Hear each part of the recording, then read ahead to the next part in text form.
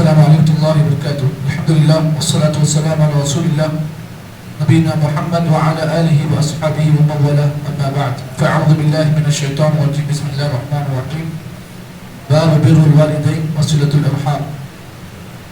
اس بات کا بیان کہ دین اسلام میں ماں باپ کے ساتھ حسن سلوک کرنے کا حکم دیا گیا ہے اور ساتھ ہی ساتھ رشتہ داروں کے ساتھ حسن سلوک کا حکم دیا گیا ہے.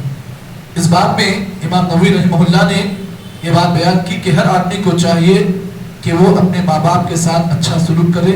یہ ماں باپ کے تئیں اس کا حق ہے اور ساتھ ہی ساتھ اپنے رشتہ داروں کے ساتھ اچھا سلوک کرے. یہ بھی اللہ تعالیٰ کا اس پر حکم ہے. اللہ رب العالمین نے قرآن مجید کے اندر سورہ بنی اسرائیل کی آیت میں اللہ تعالیٰ نے فرمایا وَقَضَىٰ رَبُّكَ أَلَّا تَعْبُدُوا إِلَّا إِيَّاهُ وَبِالْوَالِدَيْنِ إِحْسَانًا. اللہ نے فرمایا لوگو تمہارے رب کا تم پر فیصلہ ہے کہ تم عبادت سے اسی کی کرو اور ماں باپ کے ساتھ اچھا سلوک کرو. اما یبلغن عندک الکبر احدہما، اگر ماں باپ میں سے کوئی ایک یا دونوں بوڑھے ہو جائیں فلا تقل لهما اف، تو اللہ نے کہا تم انہیں اف تک مت کہو. ولا تنہرہما، اور تب جب بھی تم ان سے بات کرو تو جھڑکی کے ساتھ بات مت کرو. وقل لهما قولا کریما، اور ان کے لیے بزرگی کا قول تو اپنی زبان سے اختیار کرو. اور آخر میں اللہ تعالیٰ نے اس آیت کے آخر میں فرمایا وَقُلْ رَبِّ ارْحَمْهُمَا كَمَا رَبَّيَانِي صَغِيرًا. جب بھی اللہ تعالیٰ سے ماں باپ کے لیے دعا مانگو تو یہ دعا مانگو کہ اللہ جس طریقے سے میرے ماں باپ نے بچپن میں مجھ پر رحم کیا، اے اللہ تو بھی ان پر رحم فرما. یہ ماں باپ کے سلسلے میں سب سے بہترین دعا. اگر ماں باپ کے حق میں اگر آپ دعا کرنا چاہتے ہیں تو یہ ایک ہی دعا ماں باپ کے حق میں سب سے بہترین دعا ہے. رب ارحمہما کما ربیانی صغیرا. تو اس سلسلے میں بہت ساری قرآن مجید کی آیتیں اللہ تعالیٰ نے بیان کی ہیں. بس اس بات کو آپ جان لیں اللہ تعالیٰ جو ہے یہ ہمارا حقیقی رب ہے اور ماں باپ ہمارے مجازی رب ہیں.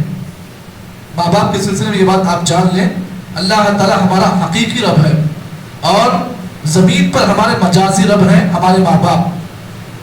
تو اگر کوئی آدمی حقیقی رب کو راضی کرتا ہے اور مجازی رب کو ناراض کرتا ہے یہ اللہ آپ کو پسند نہیں ہے. جس طریقے سے آپ اپنے حقیقی رب کو راضی کرتے ہیں اسی طریقے سے آپ اپنے مجازی رب کو بھی راضی کریں. معلوم یہ ہوا کہ ماں باپ کے ساتھ اچھا سلوک کرنا اللہ کے ساتھ اچھا سلوک کرنے کے برابر ہے اور ماں باپ کے ساتھ غلط سلوک کرنا یہ اللہ کے ساتھ غلط سلوک کرنے کے برابر ہے. اس لیے کہ اللہ تعالیٰ نے یہاں پر اللہ کا فیصلہ ہے.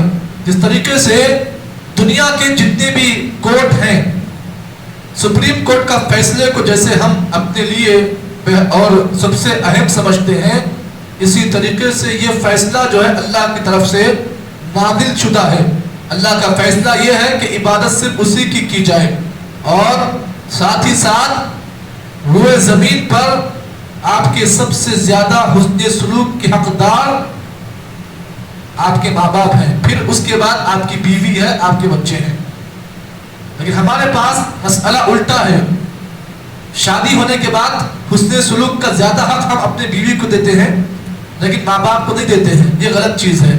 شادی کے بعد بھی آپ کو وہی چیز آپ پر ذمہ داری عائد ہوتی ہے اور شادی سے پہلے جیسے آپ اپنے ماں باپ کے ساتھ حسن سلوک کرتے ہو شادی کے بعد بھی آپ کو وہی سلوک اپنے ماں باپ کے ساتھ کرنا ہے. اگر اللہ تعالیٰ نے کسی ایک کو زندہ رکھا تو ان کے ساتھ بھی آپ حسن سلوک کریں. یا دونوں بھی زندہ ہیں تو اس کا مطلب یہ ہے کہ اللہ تعالیٰ نے آپ کو نیکی کمانے کا موقع دیا ہے. یہ دو دروازے نیکیاں کمانے کے دو دروازے اللہ نے میرے اور آپ کے لیے رکھے ہیں. یہ ماں باپ جو ہیں یہ اللہ کی طرف سے انمول تحفہ ہیں. اس تحفے کی قدر ہر انسان کو کرنی چاہیے ورنہ اگر اللہ تعالیٰ اس روئے زمین سے اگر ماں باپ میں سے کسی بھی ایک کو چھین لے تو پھر کسی بھی دنیا میں آپ کسی کو بھی اپنا باپ نہیں سمجھ سکتے ہو. اگر ماں کو اللہ تعالیٰ چھین لے تو جیسی ممتا ماں کے اندر ہوتی ہے ویسی ممتا کسی اور عورت کے اندر آپ نہیں دیکھ سکو گے. تو یہ دونوں اللہ کی طرف سے ہر انسان کے لیے ایک تحفہ ہے. اس تحفے کی قدر کرنے کا اللہ تعالیٰ نے قرآن مجید کے اندر حکم دیا. اس سلسلے میں بہت ساری حدیثیں ہیں. بس آج کے درس میں پہلی حدیث میں آپ کے سامنے پیش کر رہا ہوں جس کو روایت کرنے والے صحابی رسول حضرت عبداللہ ابن مسعود رضی اللہ تعالیٰ عنہ ہیں. فرماتے ہیں سألت النبی صلی اللہ علیہ وسلم، ایک مرتبہ میں نے اللہ کے نبی سے سوال کیا. سوال کیا تھا ای العمل احب الی اللہ، اللہ کے رسول بتائیے اللہ تعالیٰ کی نگاہ میں سب سے محبوب عمل کون سا ہے، سب سے پسندیدہ عمل کون سا ہے؟ تو اللہ کے نبی صلی اللہ علیہ وسلم نے عملوں کی آپ نے تقسیم کی، آپ نے کہا الصلاۃ علی وقتها، اللہ کی نگاہ میں سب سے محبوب اور پسندیدہ عمل نماز کو اس کے وقت پر پڑھنا ہے، یہ اللہ کی نگاہ میں محبوب اعمال میں سب سے نمبر 1 کا عمل ہے۔ اس کے بعد پھر صحابہ نے کہا ثم ایو، اللہ رسول بتائیے نماز کو اگر میں نے وقت پر پڑھ لیا اس کے بعد محبوب عمل کون سا ہے؟ تو اللہ کے نبی نے فرمایا بر الوالدین، ماں باپ کے ساتھ اچھا سلوک کرنا۔ راوی کہتے ثم ایو، اللہ رسول پھر بتائیے پھر کون سا عمل ہے؟ آپ نے کہا الجہاد فی سبیل اللہ، اللہ کے راستے میں جہاد کرنا۔ معلوم یہ ہوا یہاں پر اللہ کے نبی صلی اللہ علیہ وسلم نے محبوب اعمال کی آپ نے لسٹ بیان کی ہے، اور اس لسٹ میں نمبر 1 کا عمل ہے ای العمل احب الی اللہ، نمبر 1 کی لسٹ ہے وہ کیا ہے؟ اللہ رب العالمین نے فرمایا کہ الصلاۃ علی وقتها، نماز کو اس وقت پر پڑھنا یہ محبوب اعمال میں سب سے نمبر 1 عمل ہے۔ اس کے بعد محبوب عمل کون سا ہے؟ ماں باپ کے ساتھ حسن سلوک کرنا، اور اس کے بعد تیسرا نمبر کا عمل ہے الجہاد فی سبیل اللہ، اللہ کا سبب جہاد کرنا۔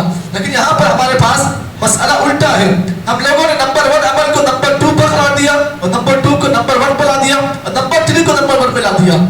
تو معلوم یہ ہوا اللہ تعالیٰ نے اور اس کے نبی نے جس عمل کو جو ترتیب دی ہے اسی ترتیب کے ساتھ مجھے اور آپ کو عمل کرنے کی ضرورت ہے۔